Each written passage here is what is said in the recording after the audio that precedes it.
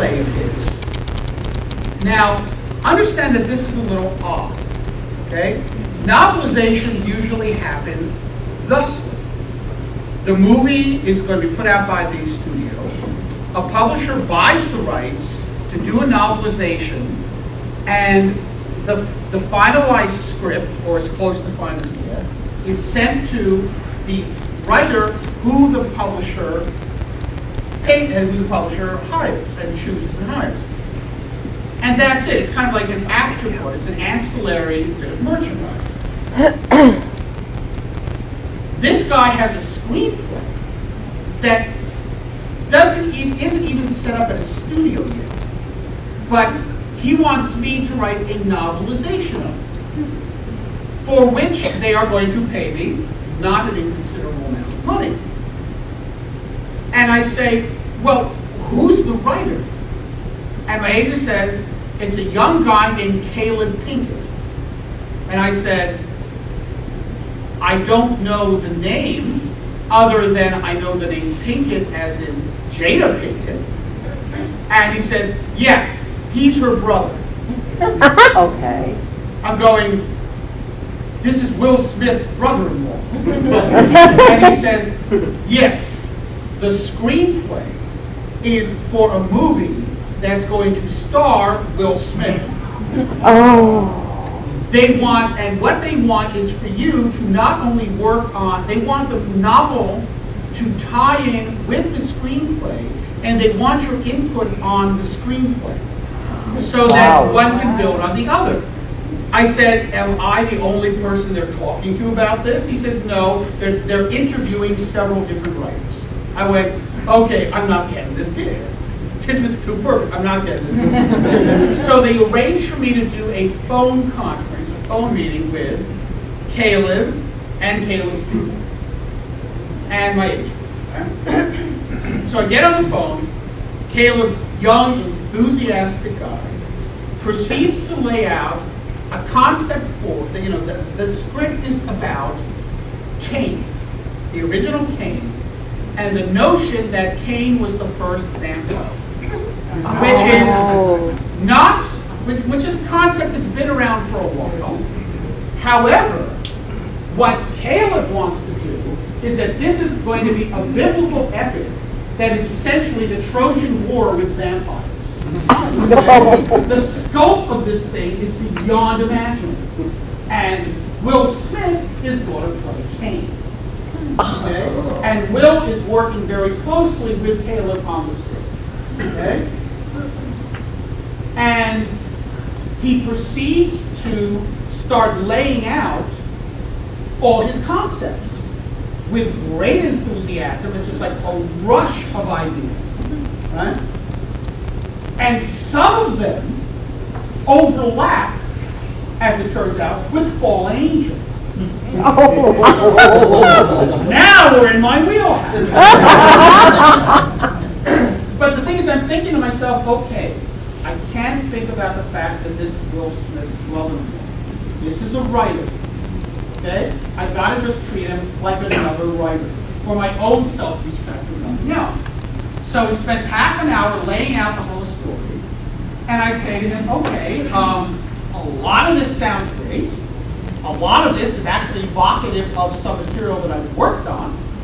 I have some problems with this and this, and here's how you may want to fix this or address this. Have you considered doing this instead of that? So we go on for another half hour, having a back and forth, and Caleb is sounding more and more excited, which to a certain degree might have been rolling the dice, because it could have been, oh, you think you can improve it? Yeah, who the hell are you? You don't know what you're doing. They wind up offering me the gig, which of course I get. And it later turned, I got the impression that other writers that they spoke to were basically, yes sir, Mr. Will Smith's brother-in-law, anything you say. Whereas I'm treating him like a writer, which is what he wanted to do. So, so they send me the script, and I'm looking over the script, this, that, and the other thing. And they say, okay, Caleb and Will are now in China, where they're filming The Karate Kid, at that time called Kung Fu Kid. They said, okay, Will and Caleb want to meet with you. So we're going to have to arrange to fly you out to China.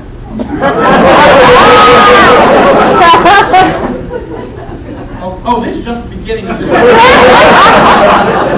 I go, okay. It takes him about 2 to 3 weeks to arrange for a Chinese passport. Not Chinese passport, Chinese visa. So I have the visa and my passport. I'm ready to go. I'm going to be leaving in a week. They contact me. They said there's been changes in Will's schedule. You're not going to be going to China. Okay. You know, they eat Chinese food. Half an hour later, it's like you never went anyway. So, you know. I mean, even if I've gone to China half an hour later, it's like I never went in the first place. So no big deal. A couple more weeks pass. It's a Tuesday. I get an email from Caleb. He says, could you come out this week? Do you have anything going on? Well, you know, I want to take my kids to the playground. Bowling. Yeah, bowling. Yes, this is before my back and and I go, okay, sure. Next thing I know, I'm flying out business class to California, where I figure that I'm going to be meeting with Caleb at my hotel room. While I'm standing in line for the rental car that they've arranged for me, I get a call. There's been a change in plans. Uh-oh. No, you're not going to China. I swear to God, that's what I do. Swear it. They say, okay, Will just wants you to come out to his house. You have a pencil so you can write down the address of Will Smith's house. Okay. So I'm standing there like juggling like my suitcases. I'm pulling on paper. I'm borrowing pens from people because I'm a writer. Why should I have a pen? And I'm jotting down his address. No, I will not tell you. Although trust me, it would make no difference even if you knew. And I get the thing and said, okay, well, you know, we'll be expecting you around noon. And I said, great. And it's like 11 o'clock at that point, so I can make ready to stand up. I drive up, right? Okay. Remember the big doors in front of Mordor?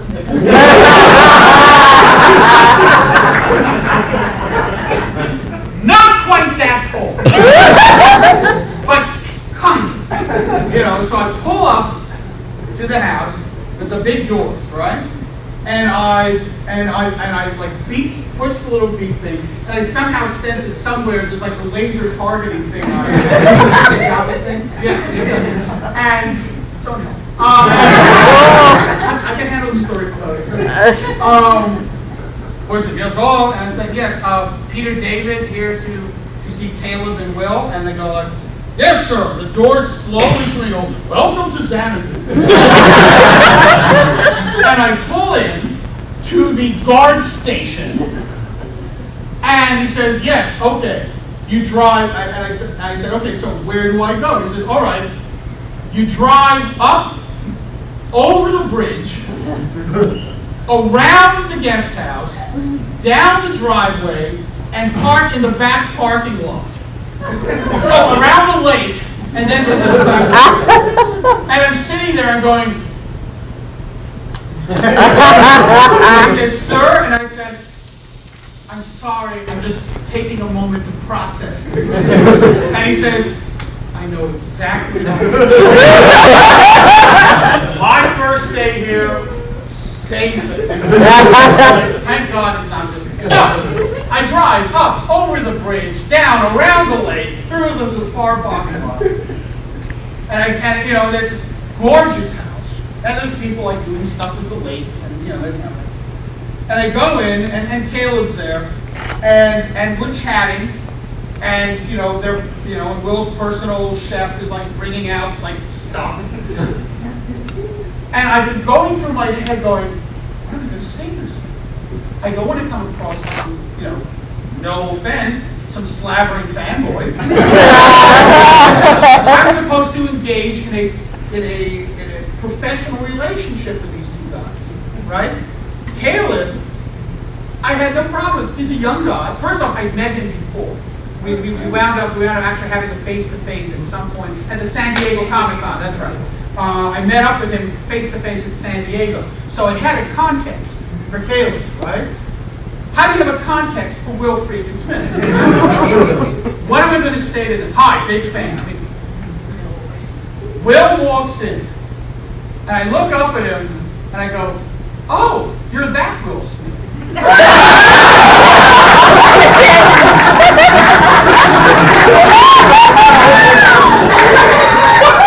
Will grins. I didn't assume. Will Smith, not that unusual. Both pretty common. Could have been any Will Smith. Didn't assume. So I think that got us off to a really good. So it turns out that the reason there were, one of the things that had changed things around was that Will's eldest son, Trey, who attends Hollywood High, was on the football team, and varsity football team, and they were having a major regional, as in the West Coast regional, football game against a team in Seattle. And Will had flown back from China to go see his son's football game. Talk about your freaking dedication as a father. Hello, honey. Oh, I should mention, by the way, when Will wound up having to cancel my trip to China after I'd gone through all the effort and labor to set up, to send in the picture for the visa and all that kind of thing, as a token of feeling bad about putting me out, he sent this incredible bottle of wine that, was from this incredibly exclusive person. It is not, I looked it up, I feel terrible. It was a really expensive bottle of wine. It was like insanely expensive, and I don't drink. So I gave it to my in-laws, who even a year later still talk about that bottle of wine. So they call it the Will Smith bottle. So, did they actually save the empty bottle? Oh, we have the empty bottle? Excellent. eBay! No. Kidding, totally good. So, totally good. But this is the kind of thoughtfulness from Will Smith. So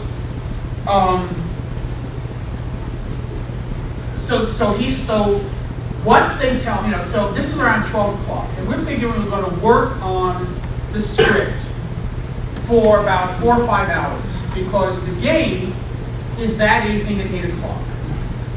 And they're going to fly up to Seattle at around about 5 p.m., somewhere, 5, 6 p.m. And they say, would you like to come along? Well, I wouldn't miss this for the world. That's what I say, screw jet lag.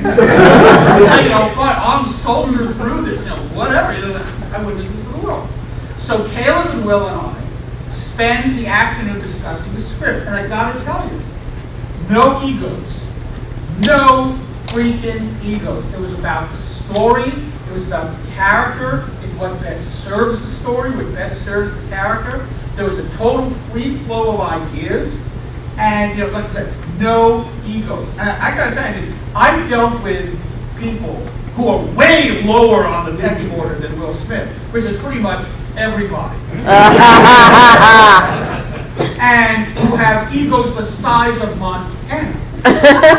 And all that Caleb and Will cared about was, what do you have to offer? What are your thoughts? What are your ideas? Oh, that works better. Oh, what do you think of this? What do you think of